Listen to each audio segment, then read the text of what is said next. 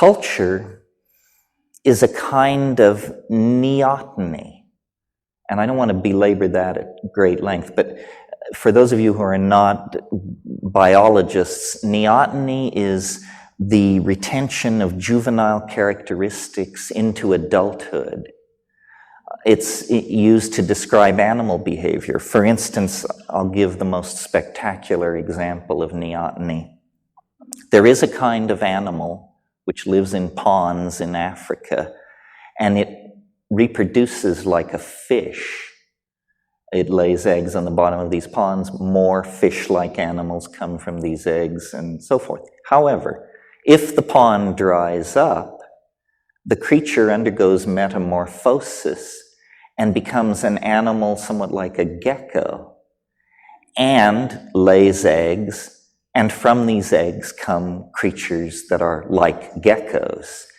In other words, this is an animal which actually achieves sexual maturity in two forms, depending on environmental stress. Spectacular example of neoteny. Turning to human beings, a less spectacular example, but relevant to us, is our general body hairlessness compared to other primates. We look like fetal apes. Human beings look like fetal apes. Why? What is neoteny? Well, this is hotly debated among evolutionary biologists.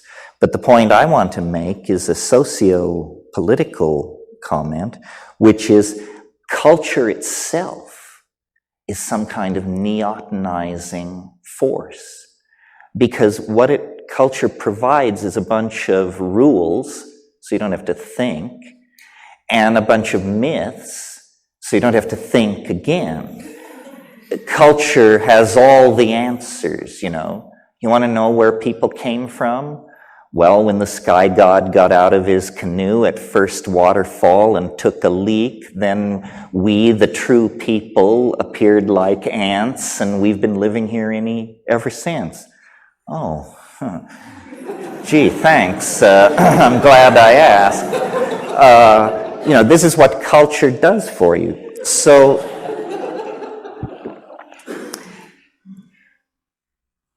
but now technology throws a curve. And the curve is that we live so long that we figure out what a scam this is. We figure out that what you're supposed to work for isn't worth having. We figure out that our politicians are buffoons. We figure out that professional scientists are reputation-building, grab-tailing weasels. We discover that all organizations are corrupted by ambition.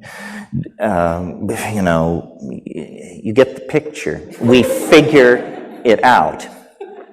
Well, then, as intellectuals, and anybody who figures it out is an intellectual, believe me, because they're slinging the programming to push you the other way. So then intellectuals, defined as people who figure it out, discover that you are alienated. That's what figuring it out means. It means you understand that the BMW, the Harvard degree, whatever it is, that this is all baloney and manipulated and hyped, and that mostly you have a bunch of clueless people who are figuring out which fork they should use. But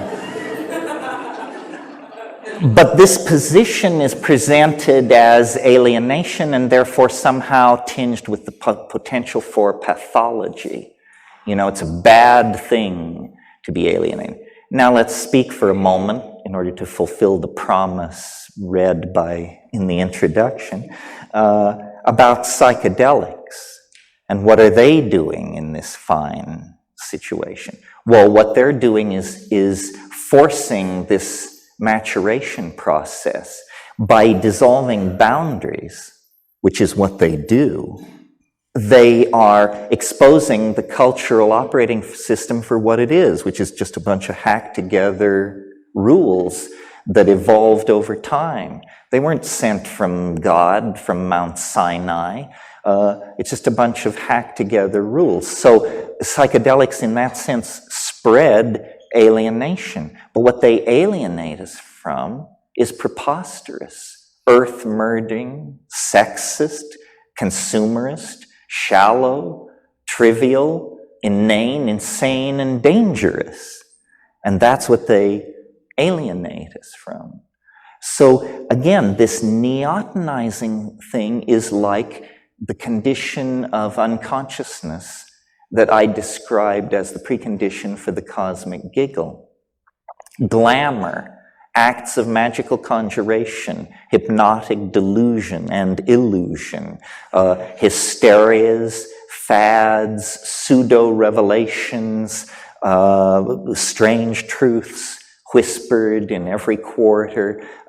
This is the character of our time. And people have seemed to believe that they were fulfilling their responsibilities intellectually.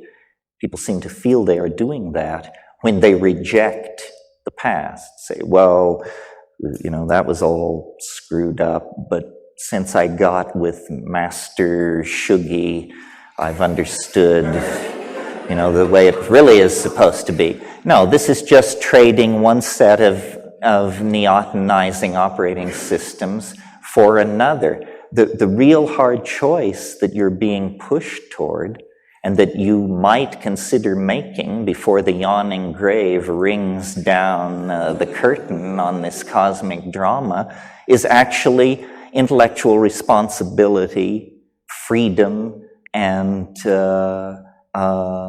a devotion to what scientists call elegance of thought. You know, people say, well, how can you tell one theory from another, and is science better than religion, and this and that? After a lot of arm waving, it should be conceded that the final call is aesthetic. That because we are monkeys, because we are so far from God, we cannot set knowing the truth as the standard for choosing among the models we can produce. We must set our aesthetic compass towards the more true, what Wittgenstein called the true enough. And then the question is, well, how do you recognize that? Well, this is a rich field of human study called philosophy of science or theory, epistemology and ontology.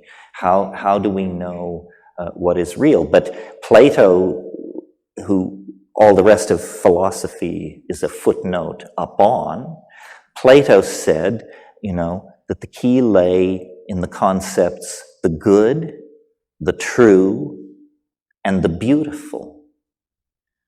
The good, what is it? Tricky, tricky, tricky. The true, what is it? Trickier, even trickier. The beautiful, what is it? Easy to discern. The beautiful is easy to discern. You are going to be condemned to live out the consequences of your taste. Really. And if you have no taste, you know, God help you, because you are self-condemned to an appalling nightmare. You won't be getting it. All the subtle stuff will go by you while your head is filled with cant, nonsense, foolishness. So again, the metaphor of the dream and of making choices based on beauty, and beauty is downloaded into the human cultural milieu largely through dreams. Other ideas may also come in dreams, but I think studies have shown that architects, designers, people who are actually at the top of the pyramid in any design process are very aware of their dreams, their reveries, their insights. So that's the way to set the compass, not toward truth, not toward the good, not because these aren't fine things, but because they're so slippery, but toward beauty. And with that in place, to my mind, life, hope follows as a natural consequence. You know, we talk a lot, and I'm sure there are people in this room who are well versed and connected into the world of virtual reality, which is a very hot topic and may have all kinds of implications for our future and the evolution of consciousness. But it's worth pointing out that we have been making virtual realities for a very, very long time. That language, spoken language, is the original code for hacking virtual reality. And when you sit the children down around the fire and begin to tell the old stories and the pictures rise out of the flames, that is virtual reality. And so is, and this is the point I want to make, so are all the artifacts, all the impedimentia of human existence. I mean, a virtual reality built in aluminum, stucco, steel, and glass is not immediately erased the way you clear a screen, and the cost of making it is great. But was a virtual reality. The Agora at Athens, ancient Rome, Canterbury Cathedral, these are virtual realities. Men and women have toiled at agriculture, at warfare, at child rearing, at many, many activities in the long march towards self-definition. But more and more we have, and this is true even of societies that are aboriginal and without economy, when we free ourselves, we are not freed into a void. When we free ourselves, we are freed into the dimension in which art is an obligation. And this is the great turning point. I mean, I think that the design process, whatever that means, must become conscious, global, integrated. The entire human domain, which means the entire planet and its surrounding near space, should be enclosed and included in a coherent plan driven by human values and a thirst for transformational beauty.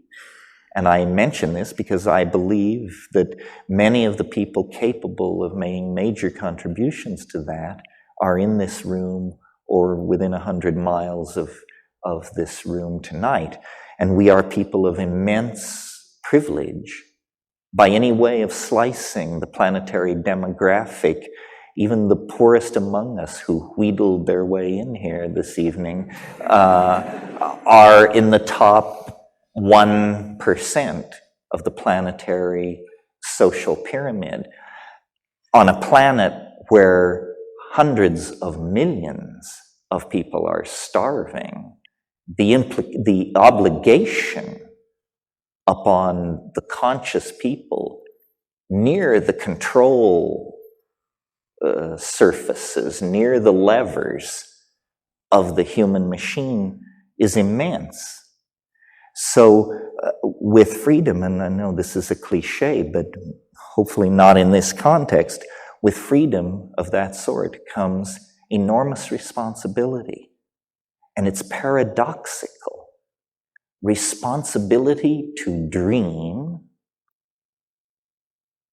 and coexisting and simultaneous with that, an obligation to awaken. In other words, an obligation to make sense, be non-trivial, not to squander resources in foolishness, an obligation to awaken and an obligation to, at the same time, dream. And then, the rational mind screams out, but this is impossible. This is paradox.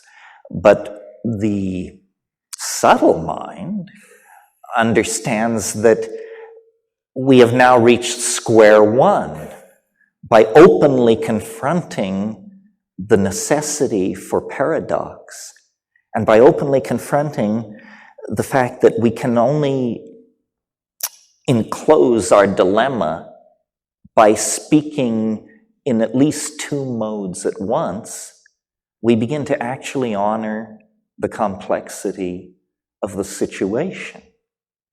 And so tonight, the thought I want to leave with you is the simultaneous project of awakening and the simultaneous project of entering deeper into the dream for the purpose of cultivating, evoking, experiencing, remembering, transmitting, and communicating beauty, which feeds back into the awakening process. Otherwise, the awakening will be traumatic and demoralizing. We will awaken to an AIDS-ravaged Earth, to ecotastrophe, planetary warming, complete collapse of any concern for the destiny of future generations. This awakening must not be disempowering. And the mantle that can be spread over the awakening to counteract the possibility of disempowerment is this wish to evoke, realize, and serve the project of bringing ever greater amounts of beauty into the world. I think that's the end of the formal lecture here this evening. Thank you very much. I didn't say, we will have an intermission of about 20 minutes, so you can, what do you say? And then we will get back together and undergo the more creative process and the more organic part of the evening, which is Q&A. And for those of you who can't stay for that, I appreciate your attention and your concern. And thank you all very much, and we'll assemble here in 20 minutes.